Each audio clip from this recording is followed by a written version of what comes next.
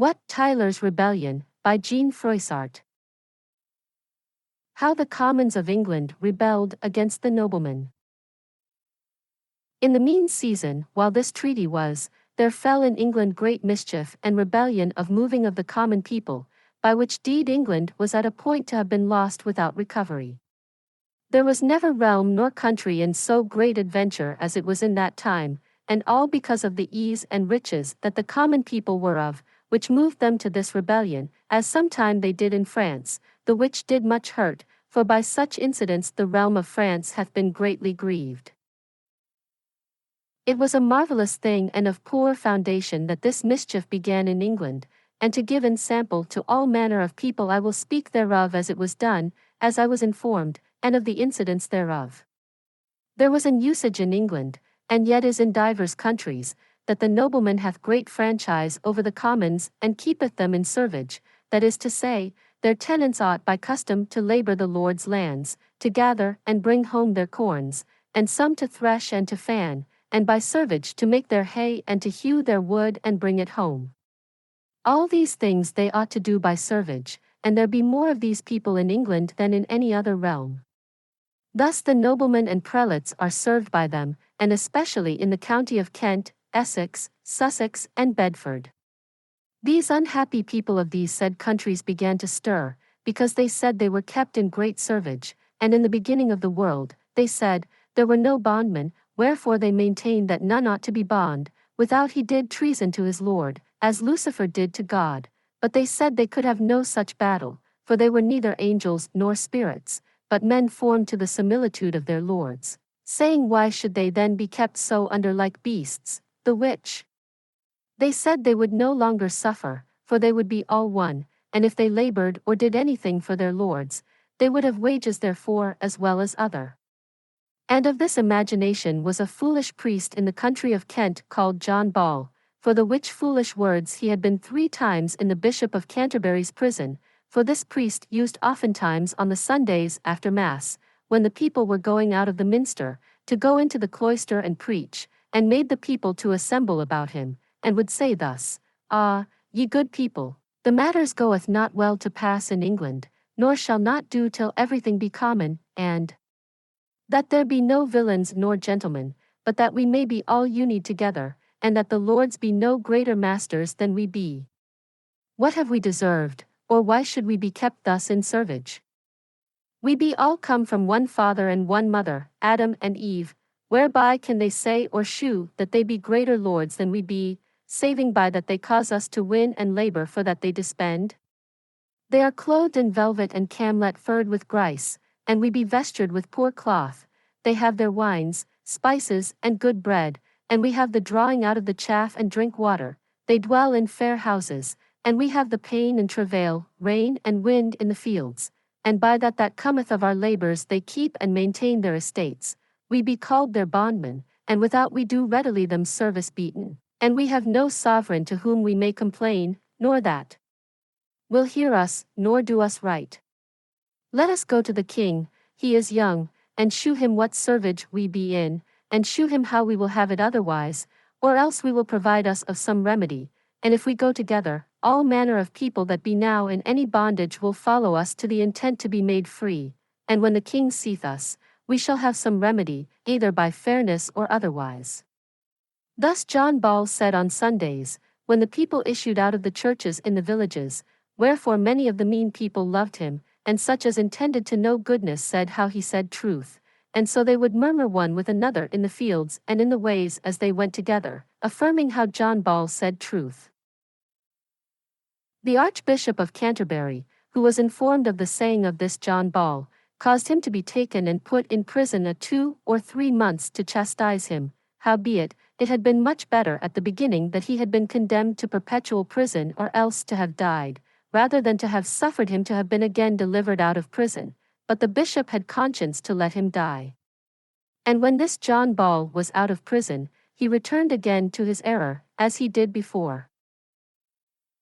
Of his words and deeds there were much people in London informed, such as had great envy at them that were rich and such as were noble, and then they began to speak among them and said how the realm of England was right evil governed, and how that gold and silver was taken from them by them that were named noblemen. So thus these unhappy men of London began to rebel and assembled them together, and sent word to the foresaid countries that they should come to London and bring their people with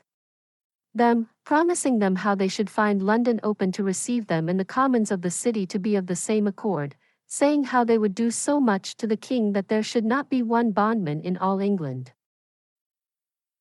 This promise moved so them of Kent, of Essex, of Sussex, of Bedford, and of the countries about, that they rose and came towards London to the number of 60,000.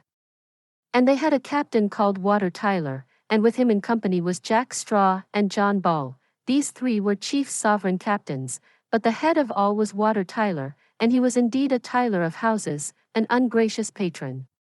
When these unhappy men began thus to stir, they of London, except such as were of their band, were greatly afraid.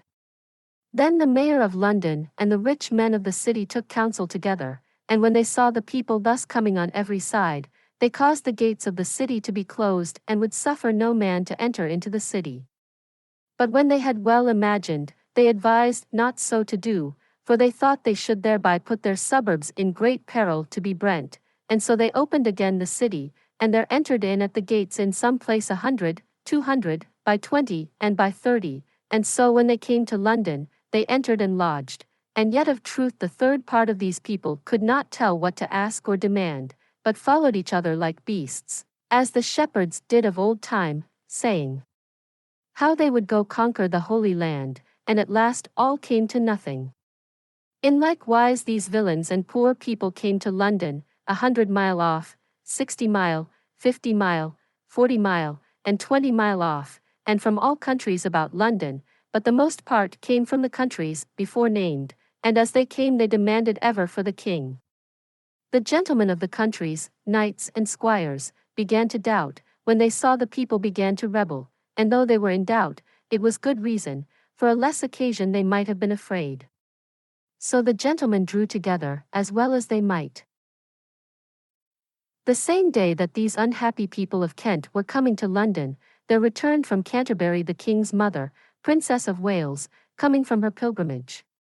She was in great jeopardy to have been lost, for these people came to her chair and dealt rudely with her, whereof the good lady was in great doubt lest they would have done some villainy to her or to her damosels. Howbeit, God kept her, and she came in one day from Canterbury to London, for she never durst tarry by the way. The same time King Richard her son was at the Tower of London, there his mother found him, and with him there was the Earl of Salisbury, the Archbishop of Canterbury, Sir Robert of Namur, the Lord of Gamagnes and divers other, who were in doubt of these people that thus gathered together, and wist not what they demanded. This rebellion was well known in the king's court, or any of these people began to stir out of their houses, but the king nor his council did provide no remedy therefor, which was great marvel. And to the intent that all lords and good people and such as would nothing but good should take ensample to correct them that be evil and rebellious, I shall shew you plainly all the matter, as it was. The evil deeds that these commons of England did to the king's officers, and how they sent a knight to speak with the king. The Monday before the feast of Corpus Christi the year of our Lord God 1381 these people issued out of their houses to come to London to speak with the king to be made free, for they would have had no bondmen in England. And so first they came to St. Thomas of Canterbury, and there John Ball had thought to have found the Bishop of Canterbury, but he was at London with the king. When Wat Tyler and Jack Straw entered into Canterbury, all the common people made great feast, for all the town was of their assent, and there they took counsel to go to London to the king, and to send some of their company over the river of Thames into Essex, into Sussex, and into the counties of Stafford and Bedford, to speak to the people that they should all come to the farther side of London and thereby to close London round about, so that the king should not stop their passages, and that they should all meet together on Corpus Christi Day. They that were at Canterbury entered into St. Thomas's church and did there much hurt, and robbed and brake up the bishop's chamber, and in robbing and bearing out their pillage they said, Ah, this Chancellor of England hath had a good market to get together all this riches. he shall give us now account of the revenues of England and of the great profits that he hath gathered sith the king's coronation.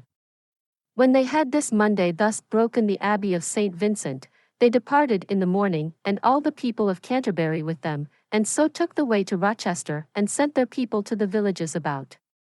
And in their going they beat down and robbed houses of advocates and procurers of the king's court and of the archbishop, and had mercy of none. And when they were come to Rochester, they had their good cheer, for the people of that town tarried for them, for they were of the same sect. And then they went to the castle there and took the knight that had the rule thereof, he was called Sir John Newton, and they said to him, Sir, it behoveth you to go with us, and you shall be our sovereign captain, and to do that we will have you. The knight excused himself honestly and shewed them divers considerations and excuses, but all availed him nothing, for they said unto him, Sir John, if ye do not as we will have you, ye are but dead. The knight, seeing these people in that fury and ready to slay him, he then doubted death and agreed to them, and so they took him with them against his inward will, and in like wise they of other counties in England, as Essex, Sussex, Stafford, Bedford, and Warwick, even to Lincoln, for they brought the knights and gentlemen into such obeisance, that they caused them to go with them, whether they would or not, as the Lord Moyles, a great baron, Sir Stephen of Hales and Sir Thomas of Cosington, and other. Now, behold the great fortune. If they might have come to their intents, they would have destroyed all the noblemen of England, and thereafter all other nations would have followed the same and have taken foot and ensample by them and by them of Gaunt and Flanders, who rebelled against their lord. The same year the Parisians rebelled in like wise and found out the mallets of iron, of whom there were more than 20,000, as ye shall hear after in this history, but first we will speak of them of England. When these people thus lodged at Rochester departed, and passed the river and came to Brentford, alway keeping still their opinions, beating down before them and all about the places and houses of advocates and procurers, and striking off the heads of divers persons.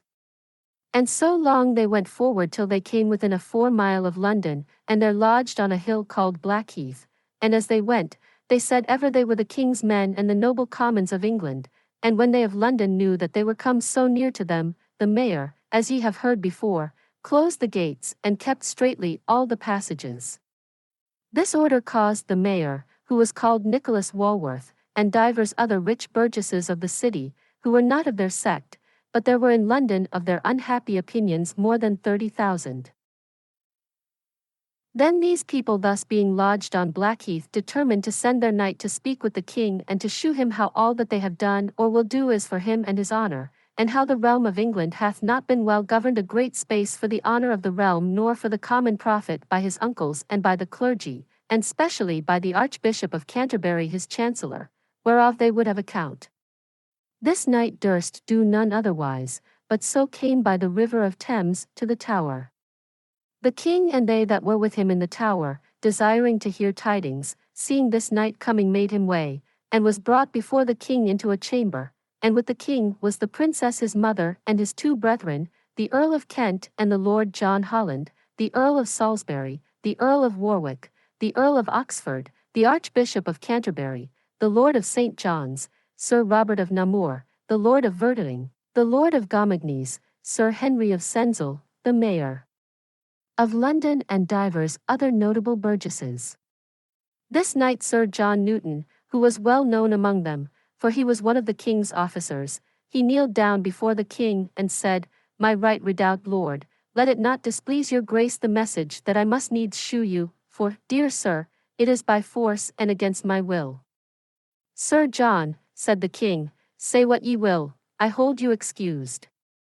Sir, the commons of this your realm hath sent me to you to desire you to come and speak with them on Blackheath, for they desire to have none but you, and, sir, ye need not to have any doubt of your person, for they will do you no hurt, for they hold and will hold you for their king. But, sir, they say they will shew you divers things, the which shall be right necessary for you to take heed of, when they speak with you, of the which things, sir, I have no charge to shew you, but, sir, it may please you to give me an answer such as may appease them and that they may know for truth that I have spoken with you, for they have my children in hostage till I return again to them, and without I return again, they will slay my children incontinent. Then the king made him an answer and said, Sir, ye shall have an answer shortly.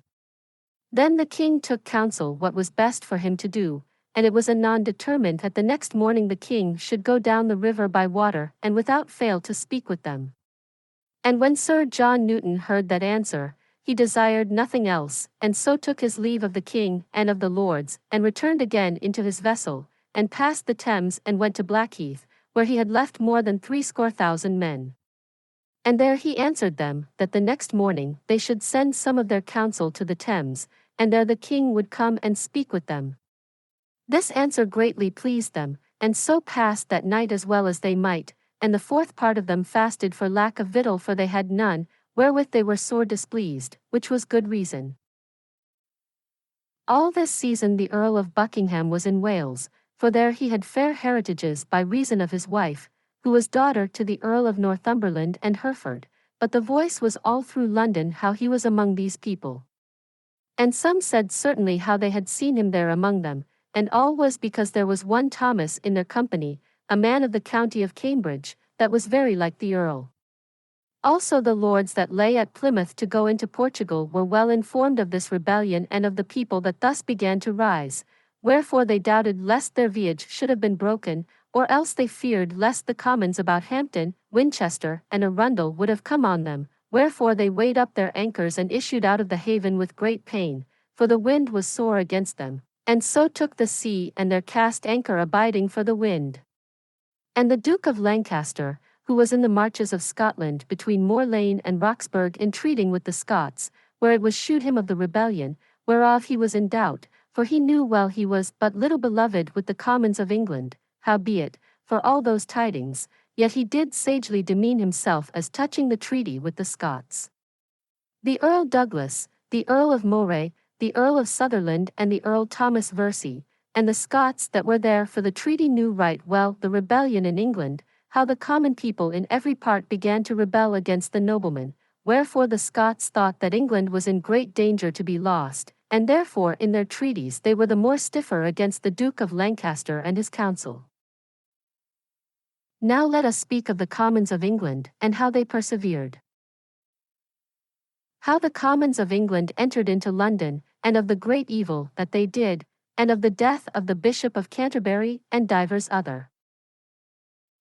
In the morning on Corpus Christi Day King Richard heard Mass in the Tower of London, and all his lords, and then he took his barge with the Earl of Salisbury, the Earl of Warwick, the Earl of Oxford and certain knights, and so rode down along the Thames to Rotherhithe, whereas was descended down the hill 10,000 men to see the king and to speak with him.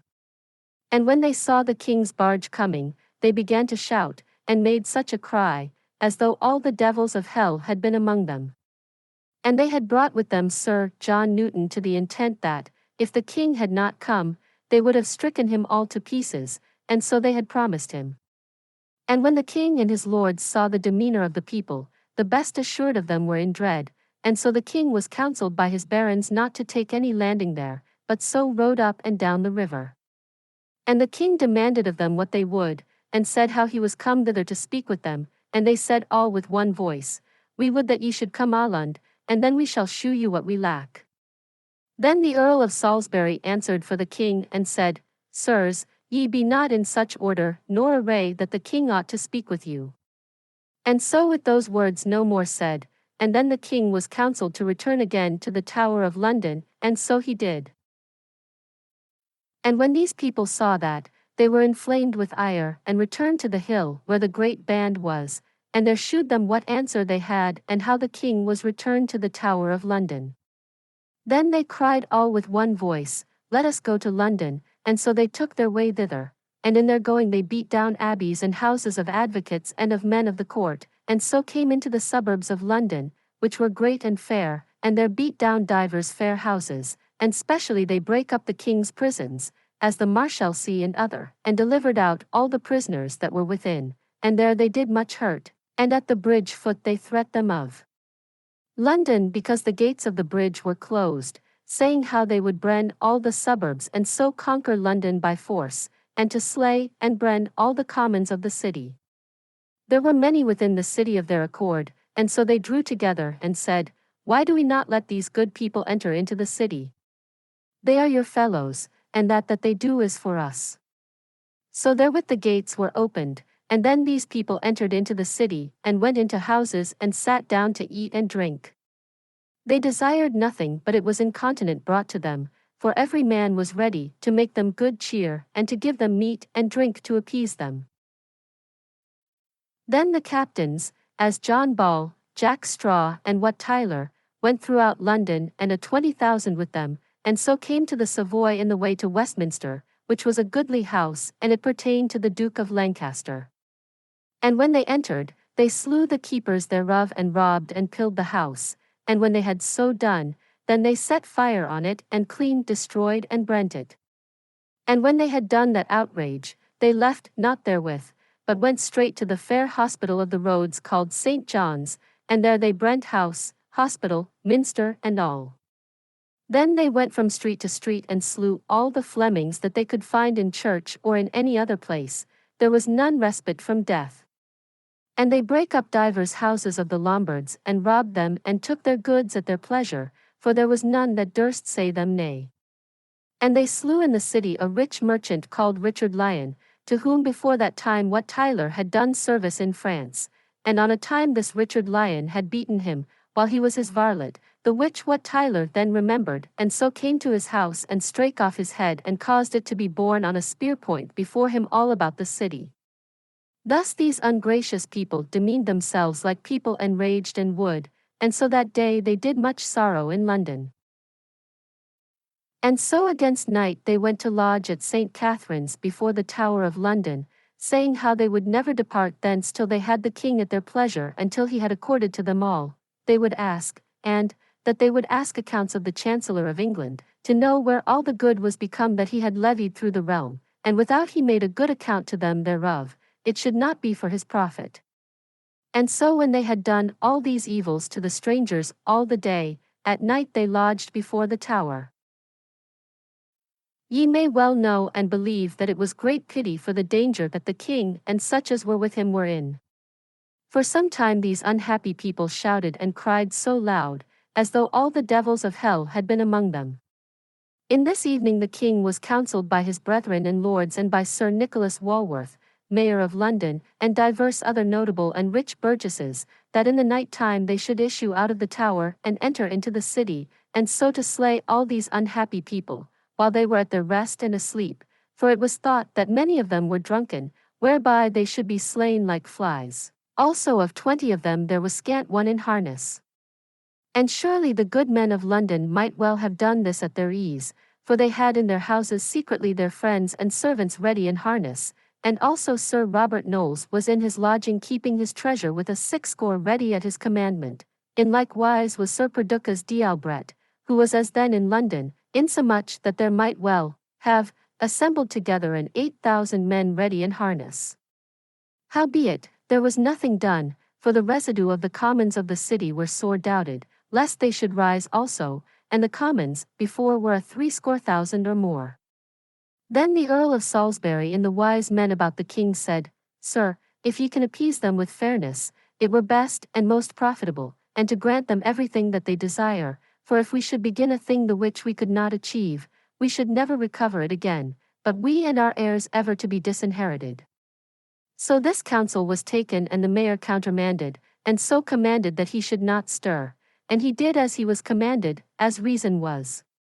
And in the city with the mayor there were 12 aldermen, whereof 9 of them held with the king and the other 3 took part with these ungracious people, as it was after well known, the which they full dearly bought. And on the Friday in the morning the people, being at St. Catherine's near to the Tower, began to apparel themselves and to cry and shout, and said, without the king would come out and speak with them, they would assail the Tower and take it by force, and slay all them that were within. Then the king doubted these words and so was counselled that he should issue out to speak with them, and then the king sent to them that they should all draw to a fair plain place called Mile End, whereas the people of the city did sport them in the summer season, and there the king to grant them that they desired. And there it was cried in the king's name, that whosoever would speak with the king let him go to the said place, and there he should not fail to find the king. Then the people began to depart, specially the commons of the villages, and went to the same place. But all went not thither, for they were not all of one condition, for there were some that desired nothing but riches and the utter destruction of the noblemen, and to have London robbed and killed. That was the principal matter of their beginning, the which they well shewed. For as soon as the Tower gate opened and that the king was issued out with his two brethren and the Earl of Salisbury, the Earl of Warwick, the Earl of Oxford, Sir Robert of Namur, the Lord of Verdening, the Lord Gomagnes and divers other, then Wat Tyler, Jack Straw and John Ball and more than 400 entered into the Tower and brake up chamber after chamber, and at last found the Archbishop of Canterbury, called Simon, a valiant man and a wise, and Chief Chancellor of England, and a little before he had said Mass before the king. These gluttons took him and strake off his head, and also they beheaded the Lord of St. John's and a friar minor, master in medicine, pertaining to the Duke of Lancaster. They slew him in despite of his master, and a sergeant at arms called John Legge. And these 4 heads were set on 4 long spears, and they made them to be borne before them through the streets of London, and at last set them high on London Bridge, as though they had been traitors to the king and to the realm. Also these gluttons entered into the princess' chamber and brake her bed, whereby she was so sore afraid that she swooned, and there she was taken up and borne to the water side and put into a barge and covered, and so conveyed to a place called the Queen's Wardrobe, and there she was all that day and night like a woman half dead, till she was comforted with the king her son, as ye shall hear after.